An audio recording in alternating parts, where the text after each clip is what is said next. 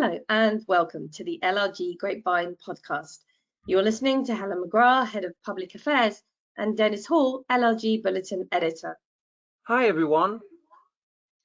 Well, we cannot ignore the utter chaos and uncertainty surrounding the political turmoil in Westminster over the last few days.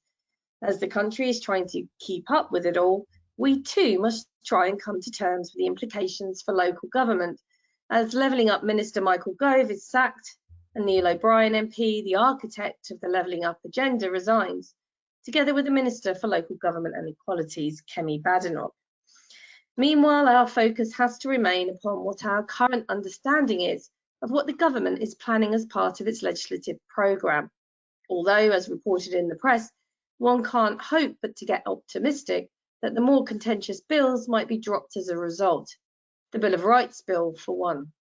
But we must continue with what we have. So, Dennis, what do you have for us?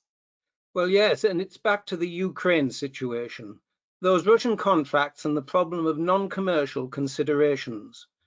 Regulations have now been published that remove legal obstacles to cutting the ties to Russian contracts. Here's the news. As the Ukraine situation quickly unfolded, local authorities were keen, and are still keen, to look to disengage from contractual commitments with companies with a link to Russia or Belarus, or to exclude them from planned procurements. Government policy spelt out the clear priority to apply economic sanctions wherever it was reasonably possible to do so. Secondary legislation has just been passed to pave the way for local authorities to play their part effectively, as the remaining legal constraints upon them have now been removed. On the 21st of June, the House of Commons approved the Local Government Exclusion of Non-Commercial Considerations England Order 2022. Now, this order removes the constraints contained in Section 17 of the Local Government Act 1988, so that local authorities can now effectively review public contracts with companies linked to the Russian or Belarusian state regimes, and potentially terminate such contracts and decline bids in the future. The order is currently awaiting approval by the House of Lords before it is made and comes into force. From the date of the order, the geographical origin of supplies or the location of business activities both cease to be non-commercial considerations. Contracting authorities accordingly will be free to terminate contracts and exclude companies from bids, provided this can be reasonably justified in all other respects. Now, decisions to exclude suppliers and terminate contracts must be carried out in observance of legal and contractual obligations, alongside risk assessments of the implications of doing so. So, while this change in the law was necessary, local authorities still face many challenges and risks in the process of disengaging from these situations, and is bound inevitably to involve significant costs.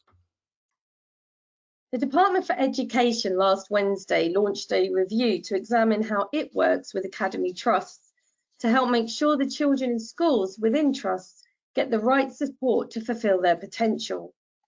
The review will look at the standards trusts are held to and the thresholds at which the government uses its powers to intervene in rare cases of underperformance, helping, it hopes, to minimise trust failure and retain parents' confidence. The government intends, of course, for all schools to be in or joining strong academy trusts by 2030. The review will conclude by the end of 2022 and is intended to give clarity on how the powers in the Schools Bill, currently going through Parliament, will be applied. Schools Minister Baroness Barron is quoted as saying, "As we work towards all schools in strong academy trusts, we have a once-in-a-generation opportunity to drive up standards for pupils that sadly remain too low in too many areas of the country." The very many strong academy trusts across the country do a great job of improving their schools, working to the highest national and international educational standards, whilst keeping their schools rooted in their local communities. Our proposals to allow local authorities to establish trusts will help draw the best of the maintained schools sector into the new trust-led system. But not every school is currently in a strong trust or has the option of joining one. Our three-pronged approach between the schools white paper, schools bill, and our new regulatory review will change that. It will create a new, higher performing school system that parents love and gives every child every chance of success. Ambitious indeed. Now, I know a great many of our membership are in fact governors, Dennis, myself included.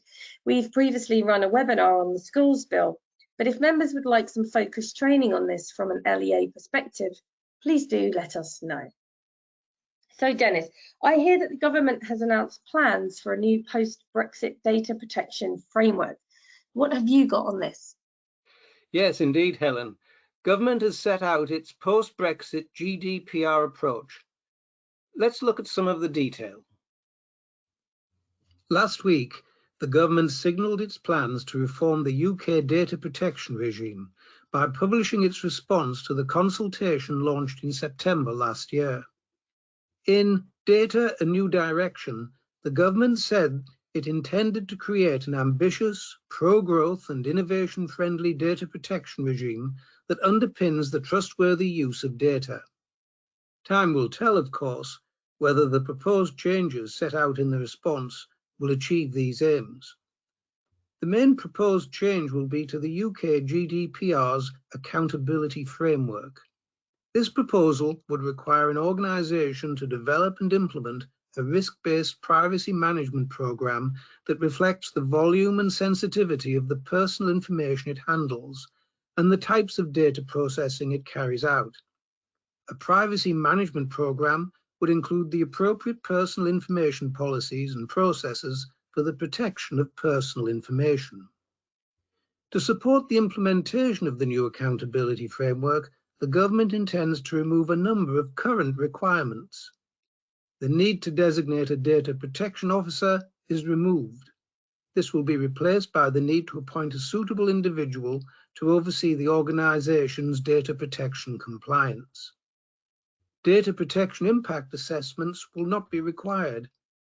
Under the new privacy management programme, organisations will still be required to identify and manage risks, but they will be granted far greater flexibility as to how to meet these requirements. Organisations will no longer have to maintain records of processing activity, but will still need to have personal data inventories as part of their privacy management programme, which describe what and where personal data is held, why it has been collected, and how sensitive it is. And high-risk personal data processing that cannot be mitigated will no longer involve consultation with the Information Commissioner's Office. So, what will be the overall impact of these changes? Commentators have mixed views. Those who take data protection seriously will continue to do what they've always done, whilst those who see data protection as a burden will consider the proposals as an excuse to do the absolute minimum. And of course, the other big question now is how the proposed changes will be viewed by the European Commission.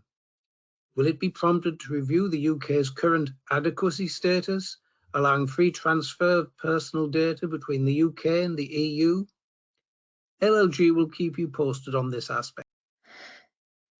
Now, the House of Lords held its second reading debate on the Social Housing Regulation Bill, which provides greater accountability for social housing landlords to their tenants, including a new inspection regime and fines for failing landlords.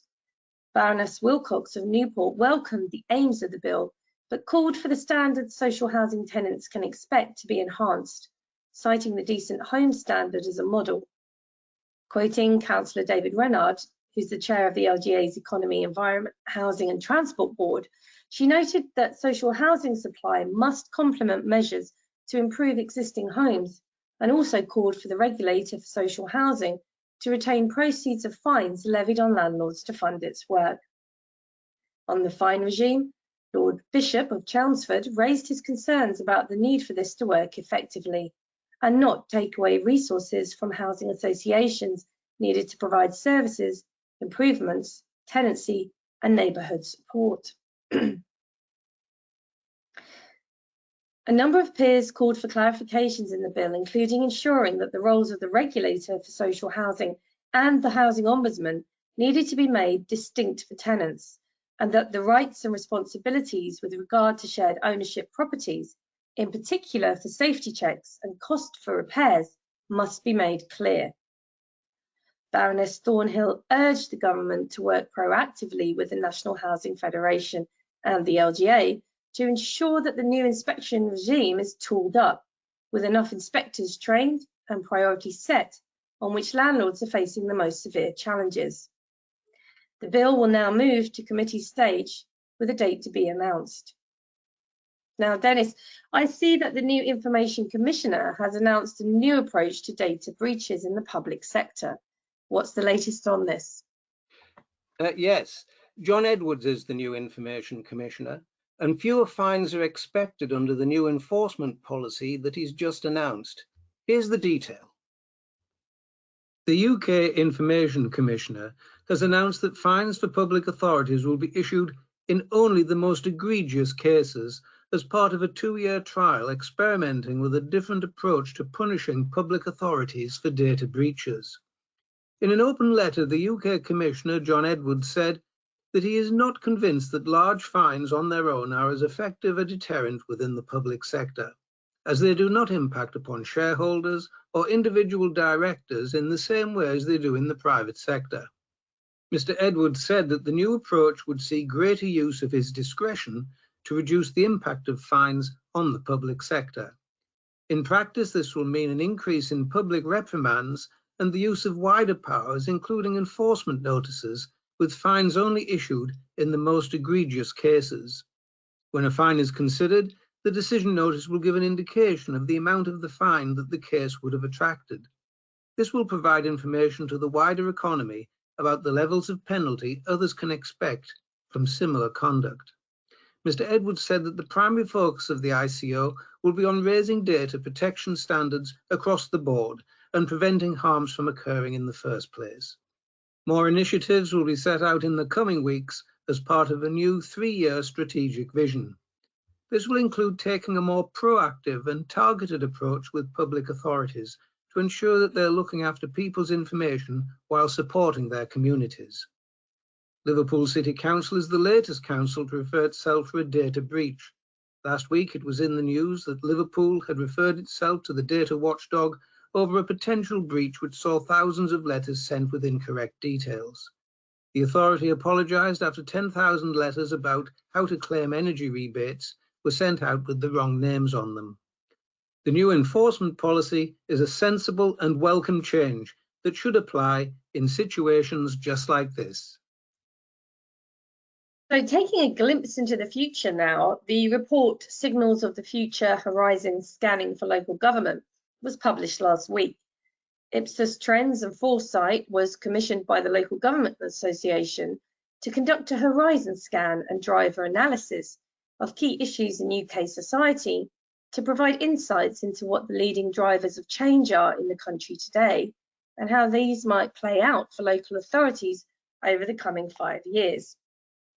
So what did it say? Well, the analysis uncovered 13 drivers of uncertainty and key questions that will shape the future issues faced by local government, split under 4 main headings. These are boosting productivity, pay, jobs and living standards, spreading opportunity and improving public services, restoring a sense of community and local pride, and empowering local leaders. Questions arising include: how can councils attract, train and retain skilled staff to take advantage of new technology in a hyper-competitive labour market? How do councils prepare for the next generation of more diverse young people and support future business leaders?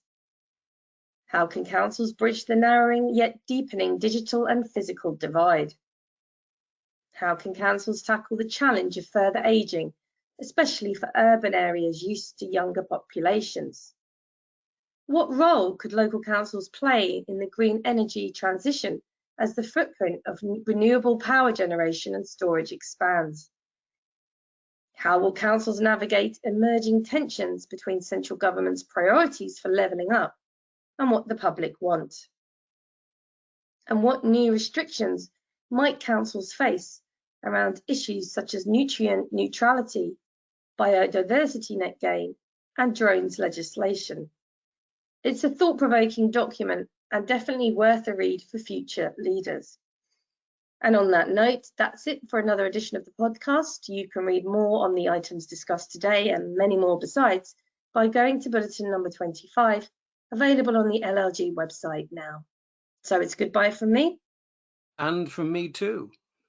Thank you for listening. Stay cool and have a good week.